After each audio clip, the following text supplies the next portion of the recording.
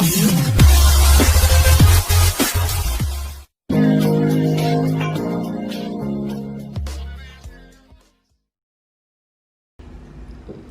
bertemu lagi di channel Bung Aristo. Hari ini kita di acara Obras, obrolan santai. Di depan saya sudah ada bintang tamu ya.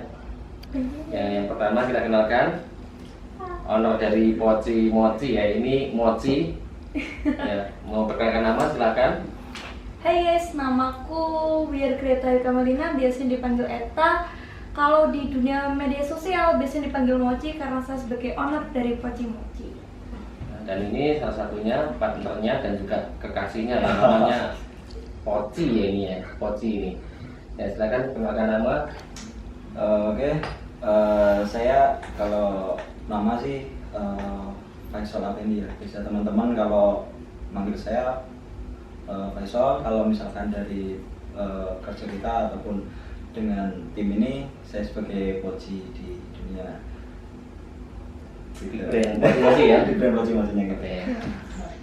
Ya oke, ini adalah yang teman-teman yang akan kita ajak untuk ngobrol santai pada malam hari ini ya. Nah ini kira-kira kita akan ngobrolkan tentang hal apa dulu nih? Tentang perjalanan. Nah, ini guys ya, kalau Bung Aristo ini kan sudah terkenal dalam dunia direct sell, terutama kalian kan sudah bisa lihat kan kalau di channelnya itu beliau itu bukan hanya sebagai orang yang memberikan motivasi aja, tapi kadang-kala juga sebagai penyair. Itu kan membuat kita kadang-kadang bingung, sebetulnya tuh Bung Aristo itu siapa sih? Nah, akhirnya di sini coba deh kita kupas tuntas tuh siapa sih Bung Aristo itu gitu. Gitu ya. Jadi apakah pengusaha, apakah penyair, ataukah pelatih bola gitu ya? Banyak. Banyak ya. Kalau kita lihat kan apa ya, di sosmednya Bung Aristo ini banyak di Facebook, bahkan sekarang ngerambah di YouTube. Luar biasa ya. Dan itu yang bikin saya pribadi dan juga teman-teman mungkin akan penasaran. Nah, di sini nanti kita ngobrol santai, kita kupas semuanya biar kalian tahu semuanya, oke? Ya oke, saya jawab dulu ya. Jadi apakah tadi apakah pelatih bola, penyair, pengusaha atau YouTuber gitu ya? Ya semuanya iya gitu ya. Tapi basically kita adalah seorang pengusaha ya. Itu yang kita fokuskan. Yang selebihnya itu adalah bagaimana kita meluangkan waktu kita secara berkualitas ya. Karena kalau tidak ya kita mau ngapain? Apakah kita mau bengong atau tidur kan? Karena pengusaha kan begini ya. Ketika kita memiliki sebuah usaha dan konsep itu sudah berjalan, secara otomatis usaha itu sudah jalan ya, ada kita atau tidak ada kita. Nah akhirnya karena kita punya tim yang kuat ya, tim yang solid di kantor yang menangani segala sesuatu tentang usaha itu ya, secara otomatis kita yang nganggur akhirnya. Nah karena banyaknya waktu luang itu akhirnya kita mencoba ya untuk menyalurkan apa yang kita bisa. Akhirnya kita coba untuk membuat sebuah puisi ya. Terus juga kita di waktu senggang kita sambil kita berolahraga, sambil kita melatih bola ya, dan seperti itu ya. Oke, next ya kita akan coba ngobrol selanjutnya. Jadi kalau ditanya siapa saya pengusaha, begitu ya. Kalau saya kira tuh bukan pengusaha malahnya, hampir kayak apa sih? Kalau kasarannya malah kayak bunglon.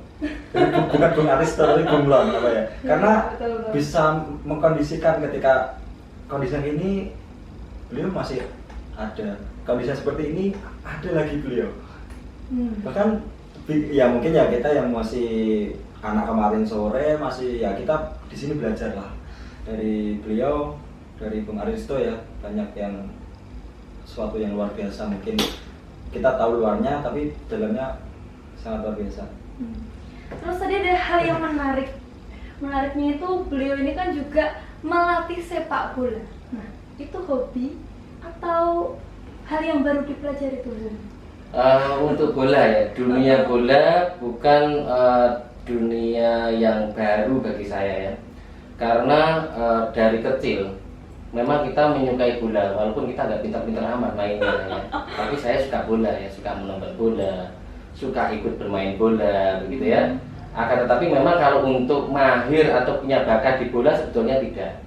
Ya akan tetapi karena kita menyukai hal-hal yang berbau tentang strategi. Nah di dunia bola ini kan kita tahu ada yang namanya strategi, apalagi posisi kita di posisi coach atau posisi pelatih ya. Dan itu adalah tantangan baru bagi saya, di mana kita membangun sebuah tim dan tim itu bisa memenangkan setiap pertandingannya walaupun bertanding ya dengan tim yang mungkin bisa notabene lebih tinggi atau tim berat ya, tapi bagaimana kita bisa mengambangi atau bisa memenangi. Dan alhamdulillah di kejuaraan kemarin tim kita yang bernama ASWC bisa juara 1 di turnamen Purwosari. Luar biasa. Luar biasa, guys. Tapi apa ya, maksudnya gini, kalau orang kan taunya Bung Aristo ini adalah seorang bisnismen ya, seorang pengusaha, ya kita banyak yang tahu lah. Tapi yang anehnya yang tadi temanku Eta ini tanya, kok bisa bola, bisa ini, bisa itu. Nah itu apa sih yang mendasari ketika yang tadi memang hobi ya kan, tapi kalau misalkan dilakukan kan juga harus produktif lah ya, artinya menghasilkan untuk kedepannya. Nah tujuannya apa sih selain masa iya kita melakukan sesuatu nggak seneng gitu toh, kan nggak mungkin. Contoh misalkan kita mau ke sana ngabisin bensin kan ya nggak mungkin, pasti ada tujuan nih. Apa nih? Oke, saya jawab. Jadi yang pertama begini, yang pertama kita dasari dulu dengan kesenangan, karena segala sesuatu kalau kita lakukan tidak senang ya maka kita tidak bisa menikmati, kan begitu ya. Kenapa kita bisa menikmati? Karena kita senang dulu kan gitu. Jadi apapun yang kita lakukan kita harus senang dulu. Nah pada dasarnya saya suka bola ya, artinya saya senang dengan bola. Nah yang pertama kita senang dulu.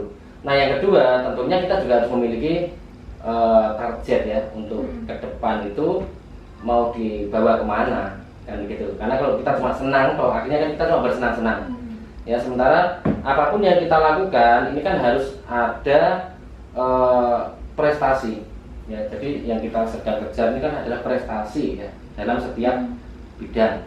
Nah untuk ke depan mengenai bola ya, jadi kalau mengenai bola itu ya tentunya kita ingin bisa berlaga di Liga Indonesia tentunya ya. Jadi klub kita bisa berlaga di laga Liga Indonesia. Dimulai tentu merangkak dulu dong, karena segala sesuatu kan kita tahu nggak langsung tiba-tiba besar. Nah itu adalah proses. Nah yang terpenting adalah kita menikmati apapun aktivitas yang kita lakukan. Oke, saya rasa itu, dan tentu ada target mas ya. Seorang bisnismen gitu loh ya, masa nggak ada sih? Gini loh, ya kita tahu lah. Ya pasti ya siapa tahu kita nanti digandeng kerjasama lah. Saya nggak tahu.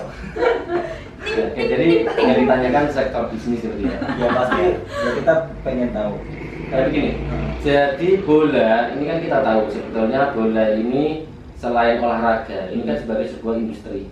Ya, industri bola, dan industri bola itu memiliki lalu lalang ekonomi atau keuangan yang tidak kecil. Ya, kalau kita bercermin di negara-negara modern atau negara-negara maju seperti Eropa, ya, Amerika Latin, ya, di mana di sana sepak bola itu bisa menjadi sebuah bisnis atau bisa menjadi sebuah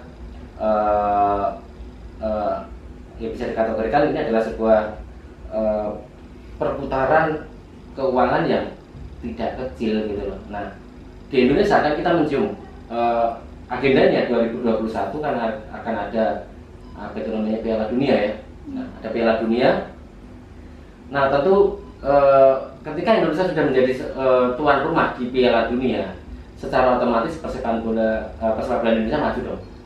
Nah kalau persepak bola itu maju, ya secara otomatis ya di balik kemajuan sebuah olahraga, ya di situ pasti akan ada sektor bisnis ya. Kita tidak munafik karena kita seorang pengusaha, tentu kita juga mencium peluang bisnis yang ada di situ. Ya jadi bisnisnya ya teman-teman bisa bayangkan lah ya, kalau seorang Lionel Messi seorang Cristiano Ronaldo cuma bermain bola ya memiliki penghasilan triliunan, itu kan artinya di bola itu bisnisnya bagus. Jadi kalau secara sektor bisnis pasti ada ya. ada.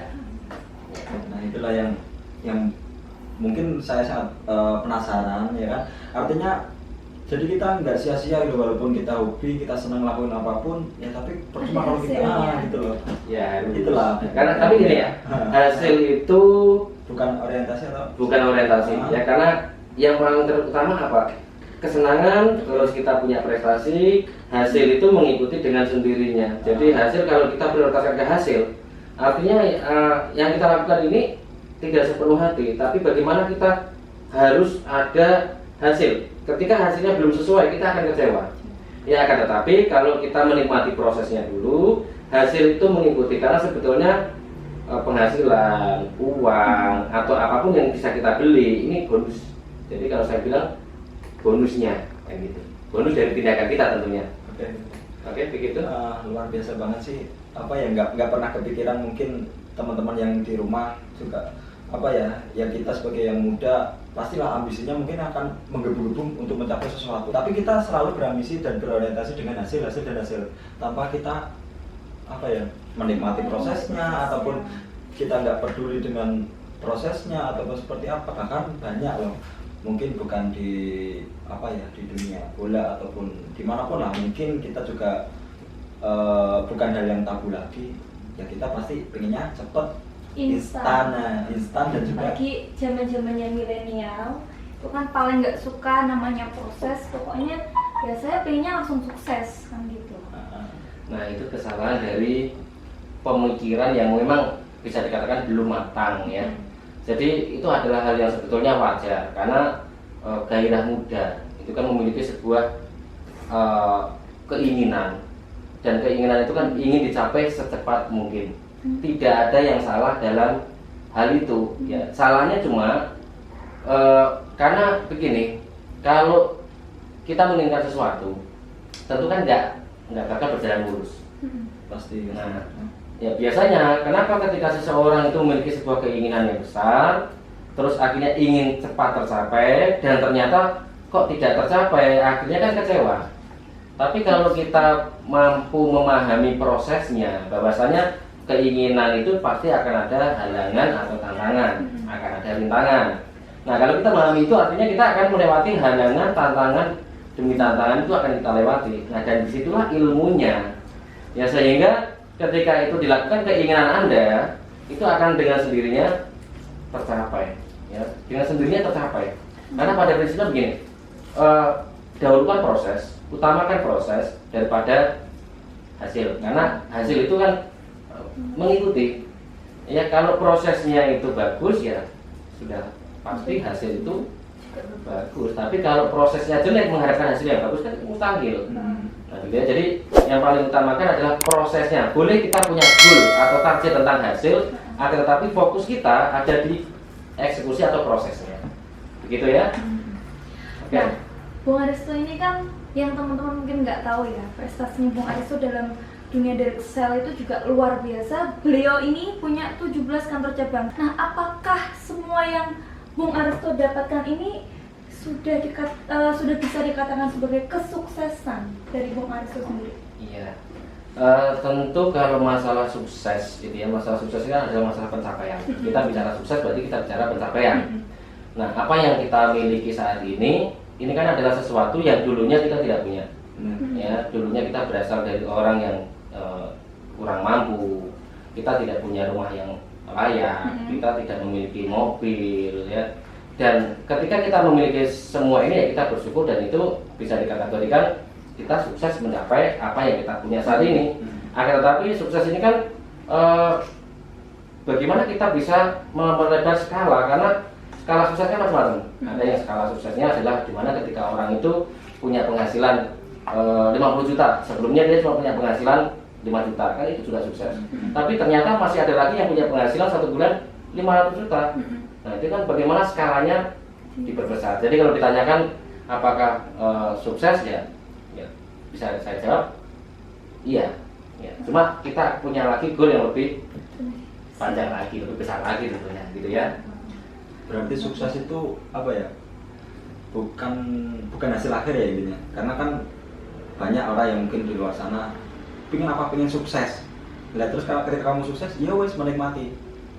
Berarti kan bukan hasil akhir itu. Bukan. Nah, Ya jadi gini, gimana? kalau kita berbicara sukses ya berarti kan ini ada sebuah pencapaian. Ketika kita sudah bisa mencapai, kan berarti kita harus menjaga, merawat dan memperbesar dari skala sukses tadi gitu loh. Nah kalau kita sudah biasanya kan begini, seseorang itu ketika mereka dalam posisi merintis atau posisi berjuang, orang itu memiliki semangat yang bagus, motivasi diri yang bagus ya, karena ingin mencapai sukses.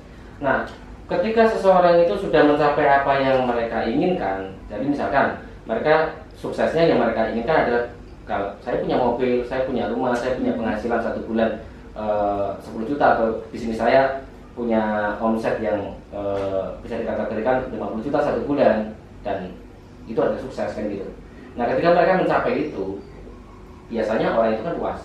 Benar. Nah orang itu puas ya, sehingga ketika mereka sudah puas dengan apa yang mereka miliki, artinya kan mereka tidak bisa mempertahankan. Ketika tidak bisa mempertahankan kan tinggal tunggu waktu untuk kembali jatuh. Akan tetapi ketika kita berpikir apa yang kita dapatkan harus kita jaga, karena ini kan amanah ya. Apapun yang kita capai ini kan adalah sebuah amanah, titipan.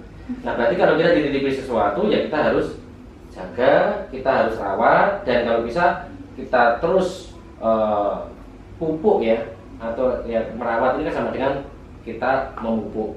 Ya, kalau tanaman ya, kalau tanaman tidak dipupuk kan layu mati, tapi kalau dipupuk kan otomatis akan tumbuh, berkembang, bercabang kan gitu.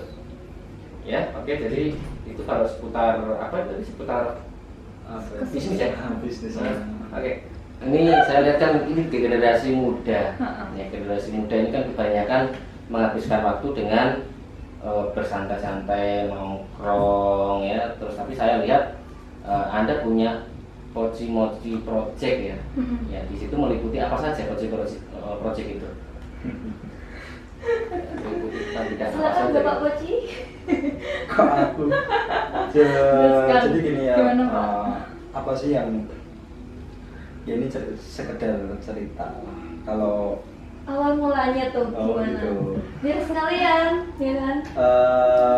Ya sekali promo Poci Moci. Jadi mungkin saya juga banyak belajar dari partner ya kan, ataupun dari teman-teman termasuk Bung Arito yang luar biasa ini. Ya apa sih Poci Moci ya kan, banyak mungkin ya sini sedikit perkenalan lah ya. Poci Moci, kenapa saya diabani Poci, ini Moci ya lebih dari itu, artinya ketika kita berhubungan, artinya kita apa ya, menjadi simbiosis yang menguntungkan atau simbiosis mutualisme. Artinya gini, tapi tujuan kita itu nggak menguntungin kita berdua Pak gitu. Artinya untuk ya kita berusaha ataupun pengennya itu bisa dinikmati untuk semuanya. Nah kita project itu artinya kan apa yang harus kita kerjakan ya kan, atau bukti. Nah di project itu sendiri kita udah mungkin si Moci ini ya yang lebih dominan, karena biasa kita di Poci Moci Fashion Style, yaitu kita fokusnya kita masih di fashionnya, Fashion ya, berarti fashion, ya? Oke. fashion. Jadi bidangnya adalah fashion, meliputi baju, meliputi apa itu? Ya Ya, aksesoris, pokoknya ya kebutuhan sandal. Ya, berarti tentang fashion ya intinya. Oke. Selain fashion apa lagi project dari Poci Moci? Poci Moci Project-nya. Ya, kita kemarin awal-awal dulu sih kita juga ada di channel YouTube juga di Poci Moci Project, dan juga kemarin kita juga ada di kuliner ya kan, itu dapur Poci Moci. Kuliner ya. Kuliner juga kita coba, kita masuk di kuliner dengan terus di dunia kecantikan itu luar biasa kemarin. Itu Kosmetik ya. Oke, jadi fashion, kuliner, kosmetik itu pengembangan dari Poci Moci Project ya. Dan juga yang paling baru kita ada yang kita beri nama itu pena darah. Ya. Pena darah itu apa? Pena darah itu apa ya? Yang kemarin sempat saya terbesit pena darah. Oke, pena itu kan apa ya? Pulpen ya kan? Atau pena ataupun penulisan, dan Dara itu menggambarkan seorang perempuan.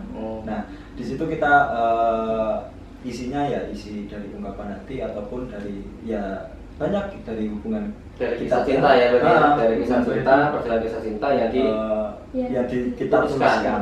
Banyak juga kita bacakan, kita puisikan, itu kita langsung ke channelkan di Mochi Project. Jadi project itu kita sambung. Dan terus ada project baru lagi ya. Ada project baru dan itu untuk pemostingan di mana itu? Mungkin sekarang di Mochi ini yang menjawab ya. Jadi kalau balik lagi ya, nambahin kalau Mochi Project itu adalah salah satu wadah terutama saya dan partner saya untuk membuat sebuah karya di dalam situ yang bermanfaat untuk siapapun yang menikmatinya. Seperti itu, benar ya Ci ya? Oke, berarti gini ya. Jadi ya ini cukup menarik nih ya, cukup menarik karena seorang pasangan yang masih sama-sama belia, masih sama-sama muda, tetapi sudah merintis usaha ya bersama-sama, gitu ya. Nah ini menarik. Jadi untuk sobat cerdas dimanapun Anda berada, ini bisa menjadi sebuah inspirasi baru ya, dimana ketika Anda punya pasangan, untuk menguji ketahanan pasangan itu sebelum menikah ya. Karena biasanya kalau sudah menikah ini cekcoknya kebanyakan karena ekonomi ya, karena mungkin ekonominya itu lagi jelek, akhirnya nggak cocok sama pasangannya ya. Tapi ketika sudah masih muda berpacaran ya, masa-masa pacaran sudah merintis usaha bersama-sama, tentu masalah ekonomi, jatuh bangun ekonomi kan dirasakan bersama-sama kan gitu. Sehingga nanti ketika membina rumah tangga sudah tidak kaget ya. Oke, ini inspirasi yang menarik ya, seperti itu. Cuman gini, sorry ya. Ketika kita apa ya, aku sadar lah, secara pribadi sadar kita berdua masih muda, masih banyak yang namanya belajar ya Bung. Dari pembelajaran itu banyak yang katakanlah ya kita masih, yang pertama tadi yang kita bahas ada yang namanya ambisi, apalagi ego, kita pengen gini, dia pengen gitu, sehingga partner-partner yang itu nanti kena efeknya. Nah, seperti apa sih ibaratnya Bung Aristo ini kan banyak partnernya ya kan yang luar biasa di sana, sehingga kesannya enak gitu bacanya. Sehingga seperti apa sih kuncinya ibaratnya ngomong gitu loh. Lihat ya. Jadi gini, usaha ini kan berbicara tentang usaha, berarti kan berbicara tentang konsep. Nah, ketika konsep itu disepakati dan dijalankan ya, maka setiap individu atau setiap orang yang ada di dalam tim tersebut sudah tahu apa yang dilakukan. Akan tetapi ketika konsepnya itu tidak dibuat, ya akhirnya yang terjadi adalah cekcok di tengah perjalanan. Ya, kenapa kok begini lagi? Jadi untuk membuat sebuah bisnis ini kan konsepnya harus dibicarakan dulu. Ya, jadi dikumpulkan semua timnya, dibicarakan kita bikin konsep apa nih? Ya, ada ide nggak dari teman ini? Kita rangkum. Setelah itu kita bikinkan sebuah sistem. Nah, sistem inilah yang akan dijalankan bareng-bareng. Nah, kalau konsepnya jadi, sistemnya sudah diciptakan, ya secara otomatis setiap orang tahu apa yang dia lakukan. Sehingga kalaupun terjadi di perjalanan terjadi ada yang namanya perselisihan, itu kan bisa diminimalisir. Gitu kan? Tapi kalau dari awal sudah tidak, konsepnya belum dibikin bareng-bareng, terus sistemnya belum ada, yang ada ketika di perjalanan ya tentu akan ada saya pinginnya begini, saya pinginnya, apalagi berpartner ya, karena berpartner itu yang paling kuat adalah konsep dan sistemnya harus jadi. Oke, itu ya. Konsep dan sistem. Ya, konsep dan sistem itu yang utama. Ya, karena gini, saya menjalankan banyak bisnis. Ya, artinya sekarang kita juga punya bisnis Abrak Mare, ya, dan ketika saya masih di Jogja, banyak juga saya mendirikan macam-macam bidang bisnis. Dan semua bisnis itu tidak ada satu bisnis pun yang saya standby setiap hari. Ya, artinya semua bisnis itu dijalankan oleh tim. Ya, dijalankan oleh tim. Karena kenapa?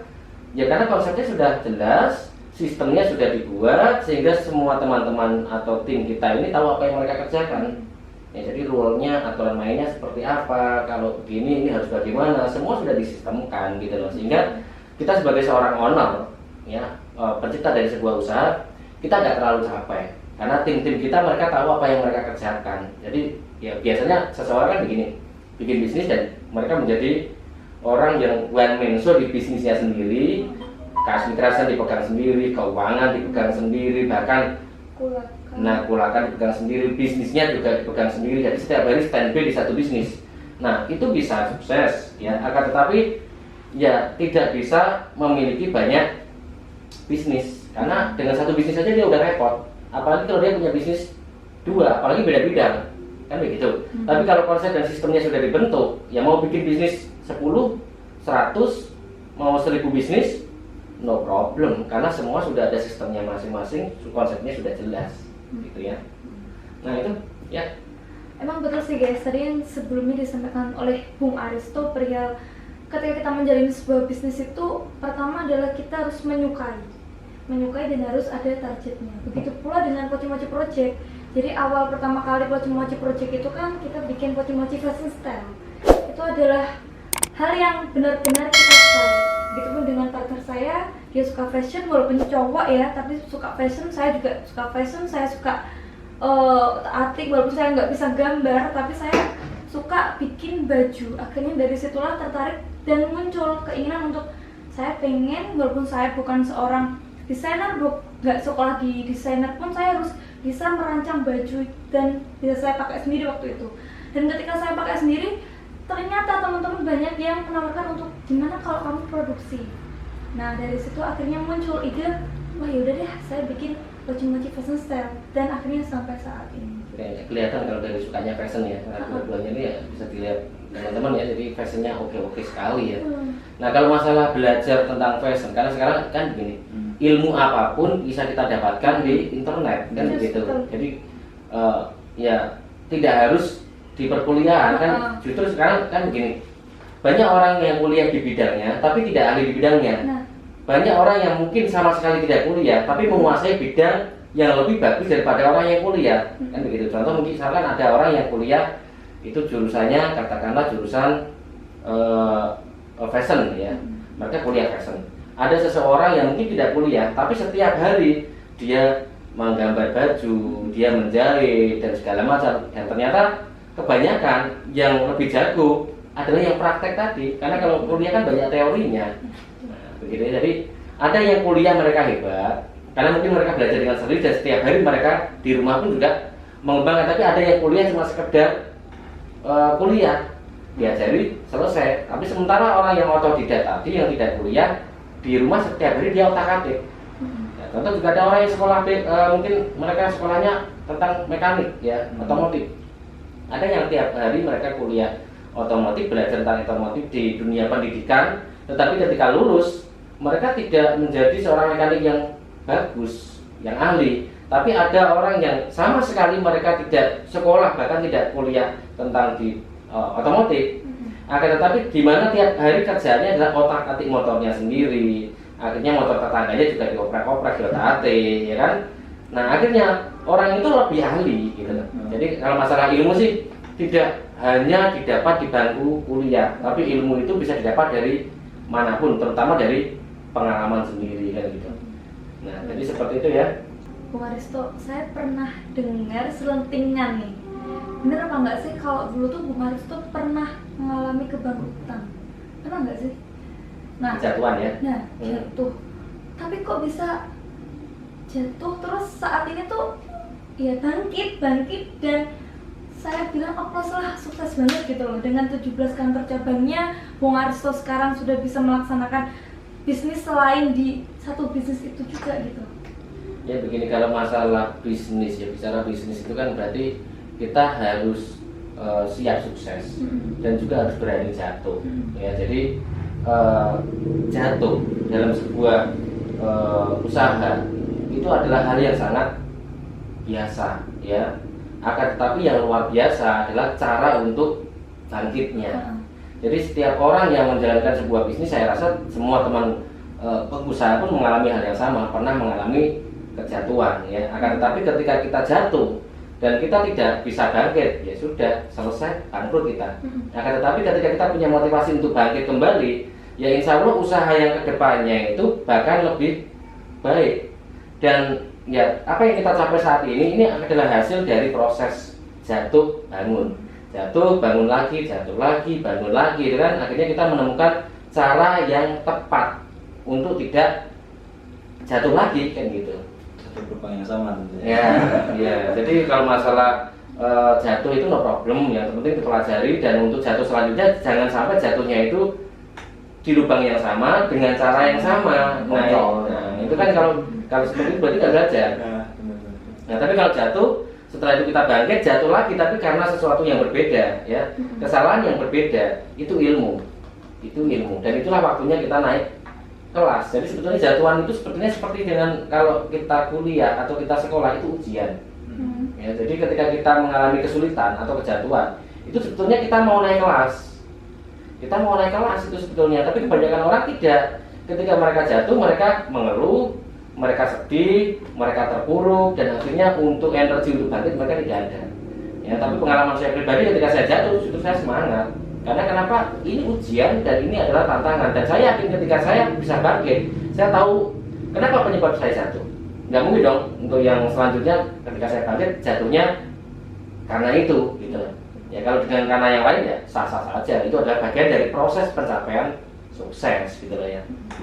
Hal-hal yang saat ini terjadi ya di sekitaran kita, yaitu tentang pandemi corona. Ya, ini kayaknya sesuatu yang menarik ya, pandemi corona ya. Ini di awal kita disuguhkan dengan hal-hal yang menakutkan, tapi sekarang mungkin beberapa orang sudah tidak menggubris tentang corona ya. Nah, pertanyaannya adalah, menurut pendapat Anda, situasi sekarang ini atau pandemi ini, corona ini, itu menurut Anda seperti apa sih? Ya, apakah corona ini adalah musibah alam mungkin menurut Anda ya? Kalau saya punya pendapat sendiri, mungkin Anda punya pendapat ya. Ataukah memang corona ini ada yang menciptakan, atau mungkin kita lihat isu yang berkembang, apakah ini konspirasi? Kalau Anda setuju yang mana? Kalau saya pribadi sih corona. Kalau sudah ada namanya, kita sudah pernah bahas ya Ci. Kalau sudah ada namanya, berarti sudah diciptakan sebelumnya, gitu. Dan kalau kita ingat COVID-19, 19 itu kalau saya pribadi menyimpulkan 19 ya tahun ditemukannya itu sendiri, tahun 2019, gitu. Jadi ada bahasa pandemi itu juga sebetulnya adalah yang memang akan diciptakan dan nanti akan menjadi pandemi. Dan saat ini juga kan belum ada yang mampu menjawab apa sih corona itu, kayak gitu loh. Jadi ya Bung Aris tuh juga pernah menyampaikan ya di luar kamera ini menyampaikan kalau kita jangan terlalu takut, tapi ya yang biasa-biasa aja kayak gitu. Ya, waspada ya artinya ya, artinya waspada ya. Jadi karena kan kita tidak tahu ya corona ini apakah seperti apa ya, kalau kita lihatnya dari berita, baik itu apa itu namanya, ketakutannya seperti apa, terus bahayanya seperti apa, yang kita dapat semua konsumsi kan dari berita karena kita nggak ngalami kan gitu. Ya, dari pengamatan kita. Jadi kalau menurut pendapat Anda, corona ini adalah sesuatu yang diciptakan karena sudah ada nama, gitu ya. Jadi ya ini, jadi apa yang sudah ada namanya berarti itu sudah direncanakan, Betul. gitu ya. Oke, jadi kalau sudah ada nama berarti direncanakan, ini poinnya. Oke, masalah corona. Tapi kalau kita bahas masalah corona terus menerus, ini kayaknya kita nggak bakal selesai, karena saat ini memang dunia pun juga bingung gitu. Jangankan kita kan ya, jangankan kita juga lihat presiden kita juga bingung, bahkan sekarang Amerika juga luluh lantah, mereka bingung ya, karena ini adalah pandemi atau musibah global ya. Tema apa yang kita inginkan? Cinta. Kamu Cinta saya yang nanya atau yang nanya? lebih baik kita lah yang nanya. Artinya Kalau saya yang nanya, saya akan kupas ini. Saya akan kupas sampai telanjang kali ya. Kalau dia yang nanya, kalau Bung Aristo yang nanya mah, ya pasti banyak. Karena apa ya, ilmunya kan udah dari A sampai Z, mungkin pengalaman beliau udah ngalamin semua. Nah kita, di sini kan kita belajar, gitu loh. Apa sih ya? Kini aku yang pengen nanya sih yang seputar apa sih hubungan, apa sih ya, kalau aku sendiri namain itu cinta, ya itu adalah rasa ciptaan apa ya? Tapi kamu nggak pernah ngomong cinta sama aku. Nah itu ketahuan nih. Ketahuan itu. Kamu mau nanya. Oke, pertanyaannya apa? Kita tengkar di lama-lama terus sih. Untung saya nggak yang nanya, kalau saya yang nanya nanti jadi tengkar nantinya. Kebongkar sedikit ya, ini belum pernyataan cinta katanya gitu. Oke. Ya, karena saya nggak pernah ngomong apa sih cinta itu apa sih. Kalau kayak yang saya tahu sih dari dulu saya lahir ya kan, dari rahim ibu saya lahir ya, saya adalah buah cinta, buah kasih, buah apa sih. Kalau itu kan sebuah rasa yang diciptakan oleh Tuhan kalau menurut aku ya. Cuman definisi cinta itu menurut Bung Aristo itu seperti apa? Ya, jadi cinta ya, cinta ini kan kita bisa cerita sama orang tua kita, ya bisa cerita sama teman kita juga, ya spesial mungkin sama pacar atau sama pasangan hidup ya kan gitu. Nah jadi gini, kalau masalah tadi kita bahas kok tidak mengungkapkan cinta kan gitu ya. Nah jadi cinta itu kan bukan sekedar kata-kata ya. Jadi untuk menyampaikan cinta ini kan sebetulnya tidak harus menggunakan kalimat. Jadi saya bela bro ya, tenang ya. Sama-sama lagi-lagi. Jadi tidak harus Nanti kan kelihatannya kita mesti gitu loh. Ya tidak Tolong kameramen carikan saya partner. Jadi memang cinta itu kan kayak orang tua kita kepada kita. Walaupun beliau tidak mengatakan cinta pada kita ya, tetapi apa yang dia lakukan ya, bagaimana beliau merawat kita, mendidik kita segala macam, itu kan bukti dari cinta. Ya, kita sama teman kita ya, mungkin teman kita kena masalah, kena musibah atau kena kesulitan dan kita berusaha membantu. Itu kan bentuk daripada cinta atau kasih sayang kita pada teman. Begitu juga dengan pasangan, saya rasa perbuatan atau tindakan itu lebih mengekspresikan dari cinta itu sendiri. Jadi tidak harus menggunakan kata-kata ya. Kata-kata ini kan banyak dipraktekkan jadi buah ya. Kalau cuma sekedar saya cinta kamu kan mudah, tapi setelah itu kan saya tidak melakukan apa-apa ya, saya lebih pilih mana? Saya melakukan segalanya tapi saya tidak menyampaikan rasa cinta saya, tapi sebetulnya mata saya sudah menyampaikan, hati saya sudah menyampaikan, perasaan saya sudah menyampaikannya begitu. Right. Ya. Itu maksud cinta. Kalau masalah definisi cinta sendiri sih, jadi cinta ini begini. Dan kita berdua cinta kan ini satu kata tapi memiliki makna Juta mana gitu. juta makna ya, masalah cinta. Jadi cinta itu yang paling utama adalah bagaimana kepedulian kita pada seseorang, atau bagaimana perhatian kita pada seseorang, kasih sayang kita pada seseorang. Itulah yang kita sebut tentang cinta ya. Ketika kita memiliki cinta, artinya kita memiliki sebuah kerinduan.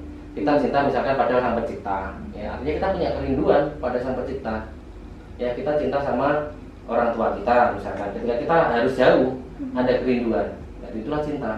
Jadi kalau menurut saya cinta itu adalah ketika kita memiliki sebuah kerinduan terhadapnya, maka itulah cinta gitu, terhadap apapun. Mungkin saya punya teman dan lama nggak ketemu, dan saya rindu ada teman saya ingin ketemu, saya ingin ngobrol. Nah itu adalah bentuk cinta. Jadi ketika kita bicara cinta, maka ketika ada kerinduan, berarti itulah cinta menurut saya ya.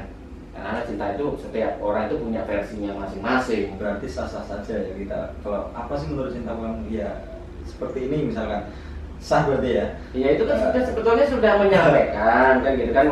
Penyampaian kan tidak, sekali lagi kan saya bilang segala sesuatu kan tidak harus disampaikan menggunakan kata-kata. Ya kata-kata dari mulut kan, tapi kata-kata dari tindakan, kata-kata dari, karena yang bisa berkata-kata kan sebetulnya bukan cuma bibir saja, mata itu juga berkata-kata loh ya. Mata itu juga berkata-kata ya, apalagi hati kita, perasaan kita itu juga berkata, apalagi yang ekspresinya adalah menjadi sebuah tindakan. Yang paling utama dari cinta bukan kata cinta, tapi tindakan yang mengarah bahwasanya orang itu mencintai orang tersebut, kan begitu tindakannya. Tapi terkadang memang wanita selalu menuntut ya harus tembak gua dong, harus ditembak dong kan gitu kan. Nah, itu kan masalah tembak. Tapi kalau masalah ini kan bisa disiasati saja. Nah, misalkan kita menggunakan sebuah benda, ya kita bisa ini cinta dan ini benci. Nah, pilih salah satu, benci dan cinta. Kira-kira kamu mau yang mana nih? Mau yang mana? Ketika kamu ngambil ini, ya sudah, itulah perasaan saya. Ya kan bisa saja banyak hal. Ataupun kemungkinan ia tidak menggunakan itu, tetapi ketika ada sesuatu kita langsung membantu, ada sesuatu kita langsung ya jadi sikap ya, ada masalah sikap, itu masalah cinta ya. So Tapi saya pernah dengar ya, kalau sebuah rasa itu ada tingkatannya, Bu. Ada rasa sayang, ada rasa cinta. Nah, sayang dan cinta itu beda apa sama? Ya sebetulnya sayang bagian daripada cinta, ya bagian daripada cinta. Jadi cinta itu kan kalau kita saat ini definisikan memiliki tingkatan kata yang lebih tinggi daripada kata-kata yang lain kan gitu kan. Ini adalah yang kita tahu ya, atau yang dunia ini simpulkan ya, bahwasanya kalau sayang, kalau cinta sudah pasti sayang kan gitu kan. Tapi beberapa orang kan mereka mencoba membalik, kalau sayang sudah pasti cinta kan begitu kan. Ya kata ini sebetulnya kan berhubungan, cuma beda bahasa dan kastanya di kita ini kan dibedakan kan gitu ya. Kalau saya berarti kan sayang ada teman itu sayang. Kalau cinta berarti ke pacar, pasangan hidup kan gitu kan. Nah sebetulnya kan kalau cinta ini kan berarti gini, sayang yang teramat sayang. Kan itu aja, kita bikin seperti itu aja, simple aja. Sayang yang teramat sayang itu sama dengan cinta gitu kan. Berarti tingkatannya adalah sayangnya double. Kalau sayang saja berarti mungkin belum cinta, tapi sayang yang teramat sayang itu berarti cinta. Kamu sayang atau cinta sama aku? Kalau aku sih apa ya? Nyamuk. Kalau aku sih nggak pernah yang namanya kita memperdulikan suatu makna di yang tersembunyi dalam satu kata ataupun kalimat. Bagi aku itu kan apa ya? Nanti kita akan merasa terbatasi gitu loh. Kan gini, misalkan aku cinta kamu. Ya, definisi cinta itu sendiri kan apa ya, hanya orang, ataupun saya juga punya mendefinisikan saya sendiri. Bahkan mungkin Bung Aristo juga tahu lah, nggak mungkin apa sih yang aku cinta kamu, tapi kita nggak ngelakuin, kita nggak ngapa-ngapain. Artinya ya apa, terus kamu ngomong cinta, ngomong sayang itu kan ya, nanti kan cuma bualan doang. Artinya ya wes, kalau kita berjalan bahkan kita merasa itu kan lebih enak daripada hanya kita mendengar. Ya karena begini ya, wanita itu kan kan harus ada sesuatu yang membuktikan kan gitu. Biasanya tindakan itu menurut saya belum bagian menjadi bukti gitu kan. Bukti tertingginya adalah menikah. Nah kalau sudah dinikahin itu berarti berarti kamu cinta beneran kan gitu kan. Tapi nanti setelah cerai sudah gak cinta, itu kan masalahnya seperti itu gitu kan. Padahal sebetulnya rasa cinta itu kan nggak sesempit itu ya, tidak sesempit itu sebetulnya. Nah tapi kalau kita bahas ini akan panjang, karena mungkin di pertemuan selanjutnya oke lah kita bahas yang mendalam tentang masalah cinta. Ya sekarang kita coba berikan inspirasi untuk sobat-sobat cerdas yang ada di rumah, yang terutama yang masih dalam usia muda. Jadi ya kalau masalah tadi kita bahas masalah yang pertama tentang sukses ya, bagaimana mencapai sukses, atau terus yang kedua kita sedikit bahas tadi tentang corona ya, situasi yang saat ini. Terus yang ketiga kita bahas sedikit tentang cinta-cintaan. Oke, kayaknya kita harus alihkan tema dulu, nanti kalau di cinta-cintaan selanjutnya ini kayaknya ribut ini guys ya, bisa-bisa ribut ini berdua ya, karena yang satu belum menembak tetapi tembakannya menggunakan sarana ini. Ada kesempatan nih teman-teman, setiap orang itu punya sosok inspirasi. Siapa sih sosok inspirasinya gitu, atau mungkin tokoh yang kita sukai gitu kan. Nah, saya tanya dulu pada Mochi dulu nih, biar habis dulu dengan cinta-cintaan. Sekarang kita alihkan pembicaraan terhadap sosok atau tokoh yang dia senangi. Oke, kira-kira siapa Mochi, sosok atau tokoh yang dijadikan sebagai inspirasi ya, tokoh yang terkenal kemungkinan ya? Kalau saya suka sama Deddy Corbuzier. Soalnya bahasanya beliau itu sangat intelektual, apalagi bisa dilihat kan di YouTube-nya itu speak up-nya bagus banget, dan jiwa bisnisnya juga bagus banget. Nah itu saya suka cara berpikir, pola berpikirnya, mindsetnya itu luar biasa gitu. Oke, jadi ini pecinta konten Deddy Corbuzier ya, ya dimana itu ya. Jadi yang membuat podcastnya laris ini salah satunya ini ya, penontonnya, viewernya ya. Tapi ya sebut ya, karena Deddy Corbuzier memang jenius ya, brilliant, dan dia bisa menguasai panggung dan tema apapun kan begitu kan. Oke, kalau pocinya apa ini pocinya? siapa sosok atau tokoh yang dijadikan inspirasi, tokoh terkenal yang mungkin dijadikan inspirasi?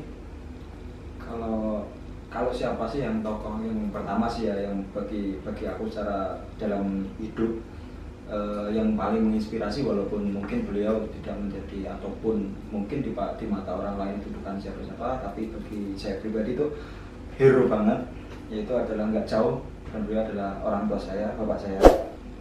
Mungkin di mata orang ya kan beliau bukan siapa-siapa, tapi bagi saya ya beliau adalah pahlawan ya kan. Dan terlepas dari itu semua, pasti banyaklah kita menginspirasikan ataupun mengidolakan ya kan.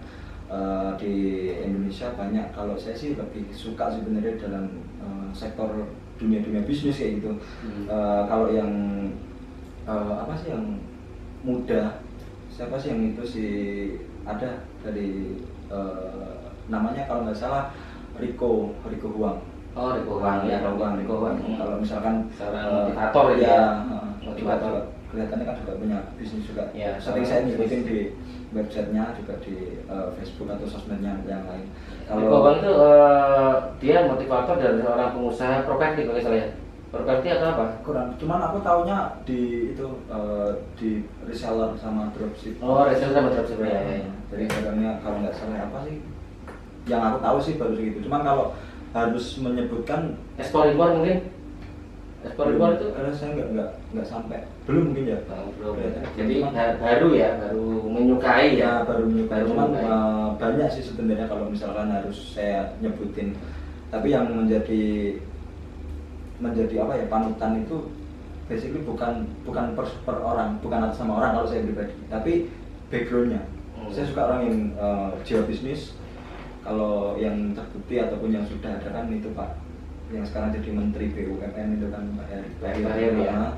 Dan juga apa sih yang itu Pak Khairul Tanjung. Oh, Khairul Tanjung. Oke, jadi inspirasi.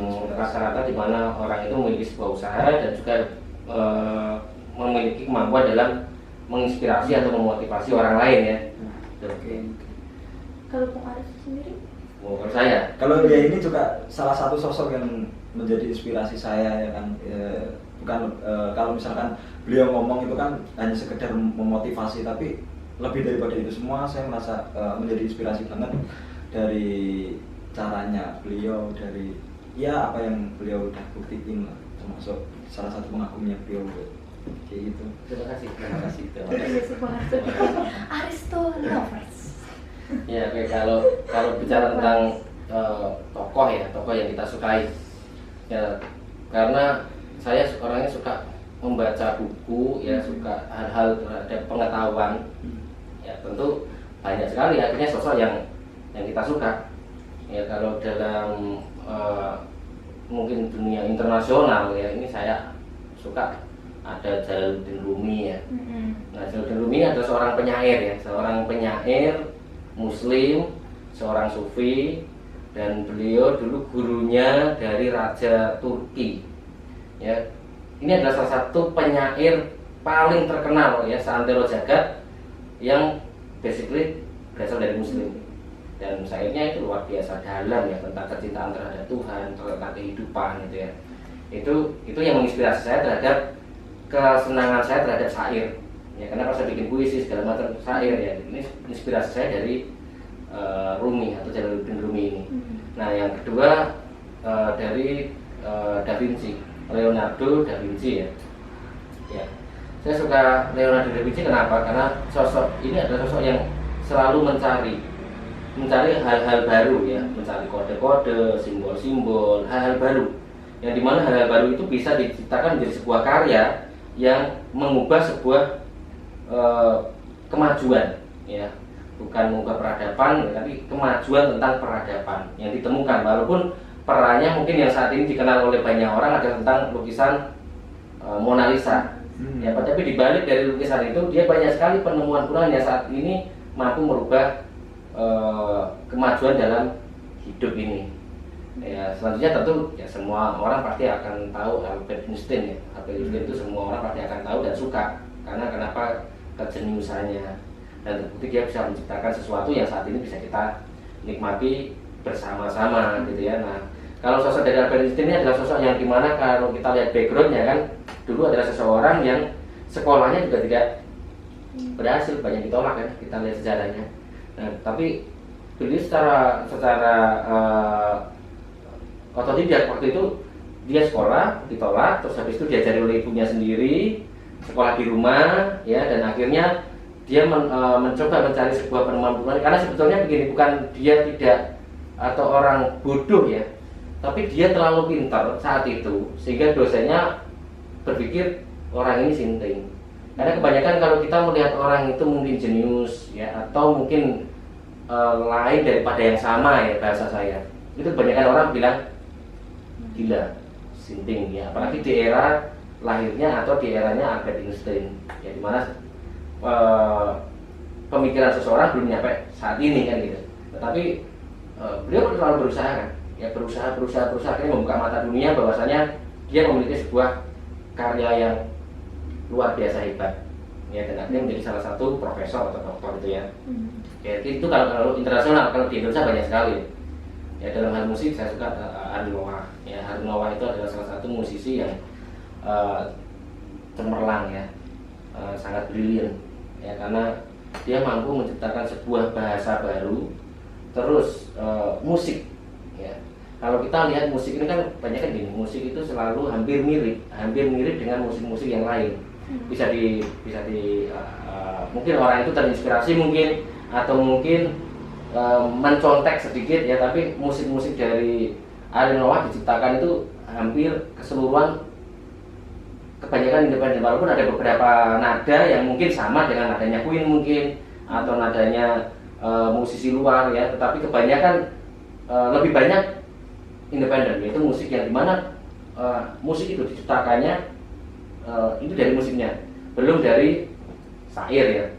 Syair yang dia pakai, contoh kayak menyebut Tuhan ya, bintang di surga ya, dan masih banyak lagi ya kalimat-kalimat yang baru. Jadi dia mencari kalimat persamaan ya. Jadi kalau saya amati ketika dia membuat sebuah syair ya, di mana syair dia buat, setelah itu dia mencari persamaan yang belum banyak dipakai oleh orang lain ya, dan itu jenius. Dan masih banyak lagi ya, salah satunya Deddy Corbuzier tadi ya, itu good man ya. Karena kenapa? Kita lihat dulu dia seorang pesulap ya, seorang pesulap yang basicnya pesulap, hidupnya di dunia sulap, tapi dan di dunia sulap pun dia memiliki prestasi yang luar biasa. Padahal pada saat itu sulap itu di Indonesia ya adalah salah satu profesi yang tidak menjanjikan ya. Di era itu sulap itu cuma dijadikan sebagai hiburan ulang tahun ya, atau dikombinasikan dengan menggunakan kostum badut ya. Tetapi dia punya mahakarya yang waktu itu muncul di televisi, namanya The Master ya. The Master yang mengangkat semua para pesulap Indonesia untuk bisa bersaing dengan profesi lain, termasuk musisi, termasuk para sinetron ya. Itu sudah akhirnya pesulap bisa menjadi seorang artis ya, dan kita banyak sekali ya orbitannya, seperti ada Limbat ya, itu juga orang yang naik karena acara The Master. Terus ada yang Pak Karno ya, Sutarno ya. Nah, Sutarno ya. Oke, Sutarno itu kan juga diangkat dari The Master, dan masih banyak ya kalau masalah itu. Terus habis itu karena kalau saya cermati ya, kenapa kok Deddy Corbuzier pindah haluan ke akhirnya jadi host ya, jadi host waktu itu di acara Hitam Putih ya, kalau salah ya, Hitam Putih. Nah, kalau saya cermati kenapa pindahnya beliau dari pesulap ke host ya, karena yang pertama kemungkinan di dunia sulap di Indonesia siapa sih yang nggak tahu kehebatan jadi tentang bersulap ya, dan bahkan dia sudah pernah juara dunia loh, juara dunia tentang sulap. Itu yang perlu kita tahu. Jadi Corbuzier adalah seorang yang memiliki prestasi juara dunia, nggak main-main itu. Nah, di Indonesia dia sudah mencapai 3 kali. Kemungkinan yang pertama mungkin faktor ya ada kejenuhan atau mencari tantangan baru. Nah, yang kedua karena pada waktu itu musim bongkar sulap ya, kita tahu di situ ada orang bertopeng ya, orang bikin triks itu kan nggak mudah. Dia menciptakan, mencari, dan setelah jadi mereka coba ciptakan menjadi pertunjukan kan gitu. Setelah itu ternyata ada orang yang mencermati terus melakukan hal yang sama dan dibongkar Ya, jadi akhirnya pegiat sulap atau seniman sulap yang dimana dia mencari sesuatu dibongkar begitu saja ke publik ya. Tentu itu kan membuat seorang pesulap ini kan akhirnya pilihannya adalah membuat sesuatu yang tidak bisa dibongkar atau sesuatu yang ya bisa dikatakan ini kalau baru pun mereka juga bongkar. Sesuatu yang tidak bisa dibongkar pun juga dibongkar lagi karena banyak titik sulap yang dilakukan oleh pesulap-pesulap terkenal ternyata bisa dibongkar kan begitu. Nah itu yang membuat kayaknya dia beralih ke host ya. Dan itu adalah dunia baru. Seorang pesulap jadi host itu aneh ya, tetapi di host kita cermati juga ya luar biasa, dia bisa beradaptasi. Dan sekarang kita apalagi lihat podcast ya, dia bicara sama menteri juga oke ya, bicara sama anak-anak yang bisa dikategorikan toksin ya, dimana seorang youtuber yang terangkat ya karena toksin ya, dia juga bisa mengimbangi. Terus dengan pemuda-pemuda seperti kalian dia juga bisa mengimbangi ya. Jadi itu membutuhkan sebuah wawasan yang tidak sedikit, wawasannya harus besar dan itu brilian. Ya, saya juga suka yang namanya mungkin ini dibenci banyak orang ya. Walaupun dulu di politik juga mungkin agak sedikit berseberangan, ada Ahmad Dhani. Ahmad Dhani kan sosok yang ya banyak orang suka karena karya-karyanya di Dewa 19 ya. Dan banyak orang yang tidak suka karena masuk ke dunia politik atau kemungkinan yang tidak sukanya karena arogan. Benar. Ya, arogannya ya. Jadi arogannya itu mungkin orang bisa sombongnya, angkuhnya, arogannya ya. Tapi dibalik itu semua ya saya senang ya dengan kepribadian yang dia miliki karena orangnya adalah konsisten. Konsisten itu artinya ketika dia membuat sesuatu, dia mempertanggungjawabkan kan gitu ya. Dia tidak lari dari tanggung jawab. Nah, itu namanya konsisten ya. Jadi konsisten yang dia miliki, kalau dia bicara A ya dia A. Mau didebat oleh orang 10 pun ya tetap A. Itu ada kekuatan konsisten. Tidak banyak orang yang seperti itu karena dia adalah orang yang memiliki sebuah pendapat dan walaupun pendapatnya itu berbeda dengan pendapat banyak orang, tapi dia pertahankan walaupun harus mungkin dihindari oleh banyak orang atau kemungkinan sampai terburuknya kemarin masuk sel ya. Masuk sel ya. Itu karena mungkin kalau itu sih faktor politik ya. Karena sebetulnya kalau masalah kalimat-kalimat yang kita cermati itu kan sebetulnya kalau tidak masa politik ya saya rasa tidak ada hukuman penjara, tapi karena itu masa politik ya akhirnya masalah kecil itu menjadi besar ya. Tetapi pada prinsipnya orang itu orang yang konsisten. Itu kalau kita belajar dari tokoh Indonesia ya, ada Ariel, Deddy Corbuzier, terus nanti kita lihat Ahmad Dhani ya. Terus juga sekarang kita punya guru spiritual yang luar biasa yang di saat ini kita lihat banyak sekali pengasong agama ya, bisa kita katakan pengasong agama atau orang yang jual ayat-ayat Tuhan ya. Obral sana obral sini untuk menghasilkan uang atau untuk sebuah kepentingan ya. Tapi ada satu sosok yang sangat bijak ya, yaitu kita sebut saja Cak Nun ya. Cak Nun adalah salah satu tokoh idola saya ya dalam hal spiritual karena beliau merepresentasikan agama itu menjadi sebuah sesuatu yang disajikan untuk sebuah kebaikan ya, untuk sesuatu yang disajikan menjadi sebuah kebaikan. Itu kalau kita lihat Cak Nun, dan dia juga sangat jenius. Dia banyak sekali, kalau Anda bisa lihat data-datanya, dia pernah salah satu tokoh revolusi ya, yang berhasil dulunya di era Pak Soeharto dia diturunkan, salah satunya tokohnya adalah Cak Nun itu. Dia ada seorang cendekiawan, juga seorang penyair, dan sekarang dia menjadi sosok yang mungkin dikenal orang adalah tokoh masyarakat atau tokoh agama ya. Nah, dan masih banyak lagi ya tokoh-tokoh Indonesia yang menginspirasi. Ada Sujiwo Tejo yang mungkin kebanyakan orang itu orang gila. Dan memang itu orang gila ya. Memang itu orang gila. Ya, akan tetapi di balik kegilaannya, ya saya juga sebut itu orang gila ya. Tapi di balik kegilaannya, dia memiliki sebuah hal-hal yang tidak dimiliki orang pada umumnya. Ya, karena gini, orang itu selalu menutupi kebajingannya dan menganggap dirinya baik dan orang lain itu yang salah atau orang itu bajingan ya. Orang yang bisa menyebut dirinya bajingan ya, dan itu orang yang berarti tidak bajingan. Kan gitu ya, karena bajingan itu kan menyembunyikan kebajingannya. Sementara Sujiwo Tejo dia menyatakan dengan resmi ya, saya ini bajingan gitu loh. Saya itu jelek, saya itu buruk. Bahkan mungkin dia pernah berkata saya itu agama saya tidak sama dengan orang pada umumnya. Nah itu kan memang nyeleneh ya, memang nyeleneh. Tapi di satu sisi kita bisa petik pelajaran dari Sujiwo Tejo. Di balik kegilaannya, dia adalah seorang yang memiliki bisa dikatakan apa nih bahasanya? Jadi bahasanya kita anggap aja dia punya sebuah pendapat, ya pendapat kan seperti Ahmad Dhani ya. Tapi ini adalah sebuah tindakan yang berani mengakui kalau saya ini mau edan gitu loh. Saya ini orang buruk. Tapi ternyata ketika kita pelajari dia tidak seburuk itu. Dia tidak sebajingan itu. Ya, dia tidak dan sekarang kita lihat kalimat-kalimat yang dia sampaikan. Ya, kalimatnya mungkin ya kalau kita tidak memahami kalimatnya ya kita tidak akan paham ya. Tetapi selalu ada pesan moral yang disampaikan di dalam kalimatnya itu sebenarnya. Jadi pelajarannya begini, kalau memang kita belum baik ya kita akui saya belum baik. Kalau saya memang buruk ya kita akui kita buruk. Itu artinya kita siap untuk berubah. Dan kebanyakan orang tidak seperti itu. Itu kita ambil dari Sujiwo Tejo. Oke, kalau kita bicara tentang tokoh masih banyak ya. Nanti kita akan lanjutkan ke tokoh-tokoh selanjutnya, karena kalau di tokoh itu saya punya banyak sekali ya tokoh yang saya suka. Ya, dan sekarang kita akan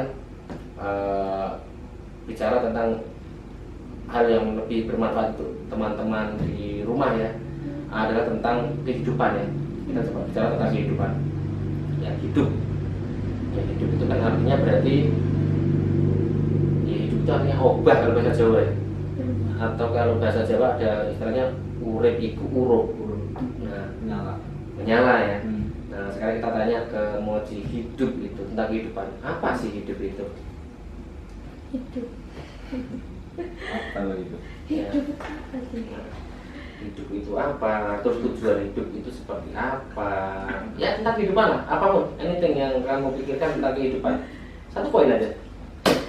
Hidup itu adalah bernyawa. Satu poin. Jadi hidup ada bernyawa, nyari aman ya. Jadi sesuatu yang bernyawa itu hidup, gitu ya. Oke, ya tumbuhan hidup. Di hidup makhluk hidup. Gunung Makhluk hidup. gunung nggak hidup. Tapi ada yang mati sih. Ada yang gunung. Bumi Bumi bukan makhluk hidup. benda, tapi tidak hidup. Iya tapi. Padahal dia sampai tahun ini Dia bergerak loh itu. Bumi itu bergerak loh itu. siapa yang kira-kira? Ayo. Ya, ya bukan agak. Nah, sekarang informasinya. Nah, oke, tentang hidup, apa itu hidup? Hidup, kalau saya mengartikan hidup itu apa ya? Sebuah perjalanan kalau bisa. Hidup adalah sebuah perjalanan. Nah, dan kehidupan adalah yang harus kita jalani. Artinya kalau kita hidup ya kita harus bergerak tadi. Kita kan hidup, yang tadi mungkin disampaikan Moji, kita bernyawa, kita bergerak, kita hidup, dan hidup itu adalah sebuah perjalanan. Dan ketika kita berjalan ataupun melewati fase-fasenya dari yang buruk menjadi baik dan sebagainya, itulah fase yang namanya fase kehidupan. Bagi saya seperti itu. Ini pendapat dari Poji dan Moji, kita tahu tentang kehidupannya. Sekarang kita tanya tujuan hidup. Tujuan hidup. Oke. Tujuan Tujuan hidup. Poji dulu sekarang. Pojinya. Apa tujuan hidup? Kalau tujuan hidup, kalau tadi saya ngomong kalau hanya sekedar hidup, ya kan kita berarti tidak memiliki tujuan apa. Berarti kita mencari aman dalam arti. Kalau tujuan hidup itu dari hidup sendiri itu kan tadi saya katakan yang namanya sebuah perjalanan. Yang namanya perjalanan pasti banyak yang namanya risiko. Karena hidup sendiri bagi saya adalah gimana cara kita mengolah ataupun meminimalkan yang namanya risiko itu sendiri. Dan tujuan saya adalah yaitu dalam suatu perjalanan saya harus mencapai sesuatu dari fase-fase dari kehidupan sendiri. Resiko bisa saya lewati dan saya capai apa yang namanya hidup. Oke, jadi menurut Poji ini hidup itu adalah bagaimana dia mencapai sesuatu yang dia harapkan atau inginkan ya. Terus meminimalkan risiko yang ada dalam kehidupan, meminimalkan dan perjalanan kan. Oke, kalau maksudnya apa itu tujuan hidup? Tujuan hidup adalah menjadi yang terbaik di hadapan ciptaannya dan penciptanya. Oke, menjadi yang terbaik di depan penciptanya dan penciptanya. Kalau apa bilangnya apa sih? Hablum minallah dan hablum minannas. Oke, itu dari kitab Quran ya. Oke, ya saya rasa pembicaraan kita untuk hari ini cukup untuk obrolan santainya. Ya ini ngobrol santai. Ya kalau ada ilmu diambil untuk para sobat cerdas ya di rumah, dan selanjutnya kita akan sering melakukan obrolan santai ini ya bersama teman-teman yang kita punya, yang kita akan hadirkan di konten kita. Maka terus ikuti konten-konten kita akan datangkan orang-orang yang dari berbagai latar belakang ya untuk kita ajak ngobrol santai di sini. Oke, sekian saja. Sampai jumpa lagi. See you.